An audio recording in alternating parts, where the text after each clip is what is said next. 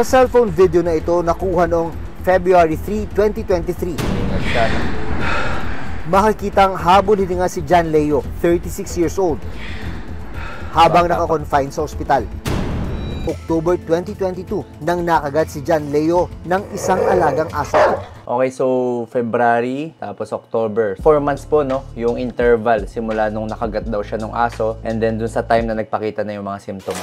Dahil hindi naman daw nakitaan ng sugat ang kagat ng aso kay John Leo, hindi raw nagpabakuna ng anti-rabies ang kanyang asawa. So ingat po tayo, no? Minsan kasi akala natin walang sugat, pero meron pong maliit na gasgas na kung saan pwede pumasok yung rabies virus na galing sa aso and humalo sa dugo natin. Actually, pwede rin kahit walang sugat at all, lalo na pag kumapit yung laway ng aso papunta dito sa bibig natin, o kaya nakuskus natin dito sa mata, o kaya naman na dilaan ng aso yung mga sugat natin sa katawan. Yung kasi pagkakalam namin, pag tuta, walang rabies, tsaka sa amin lang din naman yung tuta. Yung husband ko naman, wala din naman siyang iniinda, wala din naman siyang hindi naman siyang nilagnat. Kadalasan talaga sa mga aso kapag meron silang rabies, kapag tinawag na silang rabid dog, ang nararamdaman talaga nila or nakikita natin sa mga aso natin, kadalasan naglalaway yan. Hindi nila mapigilan, talagang drooling yung saliva nila, talagang tumutulo sa sahig. Minsan naman pag pinapakain natin sila, hirap silang lumunok. Pansinin nyo yan sa mga aso nyo, ha. Tipong ngumunguya sila, tapos kapag lulunukin na nila yung pagkain nila, para silang naduduwal o kaya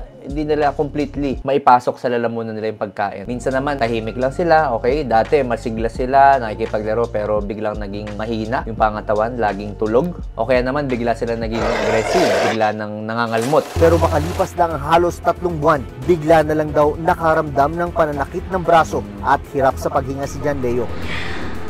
Okay, so ganun kadalasan yung tagal, no, nung interval bago magpakita yung mga simptomas ng rabies. So ito, kay sir, 3 months nagpakita. Pero pwede umix up to 1 week. So kunyari, today ako nakagat, pwede ako magpakita ng symptoms after a week, after 7 days. Or pwede rin yan tumagal up to 1 year. So depende po. Isinugod pa siya sa ospital, pero habang inoobserbahan ng mga doktor, unti-unti raw nakikitaan ng mga simptomas ng rabies. Kung nakikita natin dito, no, hirap huminga si sir. Tapos para siyang hindi mapakali. Agitated siya. So, hindi siya makahanap ng pwesto na komportable. Tapos, kadalasan din mga simptomas nila dyan. Hindi sila nakikipag-coordinate doon sa mga doktor or sa mga nurses. Yung virus po kasi pumupunta po yan sa central nervous system. Ibig sabihin sa utak ng tao. So, kapag nandun na siya, dumami na siya doon. Doon na nagpapakita yung mga typical na simptomas. So, aside dito sa pinapakita ni sir na nahihirapan huminga tapos agitated, pwede rin sila makaramdam dyan ng hydrophobia. Ibig sabihin, takot sila uminom ng tubig. So, bibigyan mo sila ng tubig, papainumin mo, pero tatanggihan nila. Or gusto man nila itry, hindi nila malunok. Yung iba din nakakaramdam ng aerophobia. Ibig sabihin naman, takot sa hangin. Okay? So, ayaw nila na hanginan, ayaw nila nakakaramdam ng fresh air. So, mas gusto nila dun sa mga lugar na wala masyadong hangin. So, itong mga changes na to sa mga patients na may rabies, nangyayari yan kasi nagkakaroon ng pagbabago dun sa brain chemistry nila or dun sa itsura ng brain nila. So, nagkakaroon sila ng mga hallucinations,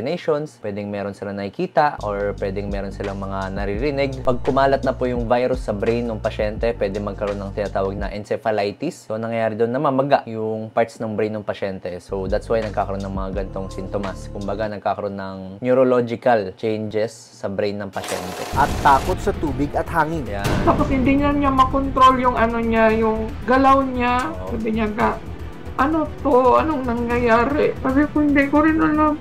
Tapos sabi niya sa nurse, buhayin niyo ako. May mga anak pa kami.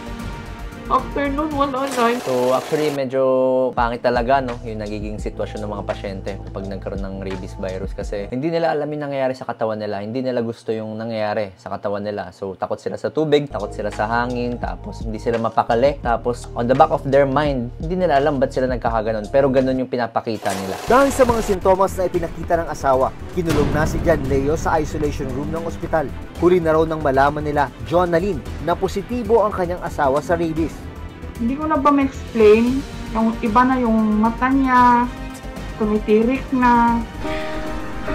At makalipas lang ang ilang oras, binawian ng buhay si John Leo. Dok, ano yung dapat namin gawin kapag nakagat kami ng aso? Ang una nyo pong gagawin ay hugasan. Takbo agad kayo sa CR or sang merong water source. Padaanan nyo ng tubig, tapos sabunin nyo maigi para matanggal talaga yung mga laway tsaka yung mga dumi-dumi doon sa area na yon. Gawin nyo yan for at least 15 minutes, okay? Running water tsaka sabon, yun lang. After nyan, tuyuin nyo, lagyan nyo ng betadine, lagyan nyo ng gasa, at tumakbo agad sa pinakamalapit na ospital or animal bite center. Yung mga doktor at nurses na po yung mag-a-assess sa inyo kung anong type at kung gaano karaming bakuna yung dapat na ibigay sa inyo. Huwag na po natin patagalin, okay? So, huwag natin paabutin ng kinabukasan or worst case scenario, after 1 week, tsaka pala kayo magpupunta. Pumunta na po agad para mapigilan po yung mga gantong pangyayari. Dok, meron kaming alagang aso at pusa. Ano yung dapat naming gawin? Ugalin po natin ipakonsulta sa veterinaryo para mapabakunahan, or kung nabakunahan na siya dati, dapat po laging updated yung vaccination niya. At least sigurado po tayo na safe yung alaga natin laban sa mga sakit. At safe din po kayo bilang nag-aalaga ng mga pets nyo. Actually, very preventable po yung rabies. Ibig sabihin, maiwasan natin yan kasi meron na tayong bakuna eh. Basta up to date lang po yung bakuna ng aso natin, tsaka yung bakuna natin is up to date din po. Maiwasan natin yung mga gantong pangyayari. Kung meron kayong tanong, comment down below, and kung nag-benefit ka sa video na to, please follow my Facebook page and subscribe to my YouTube channel.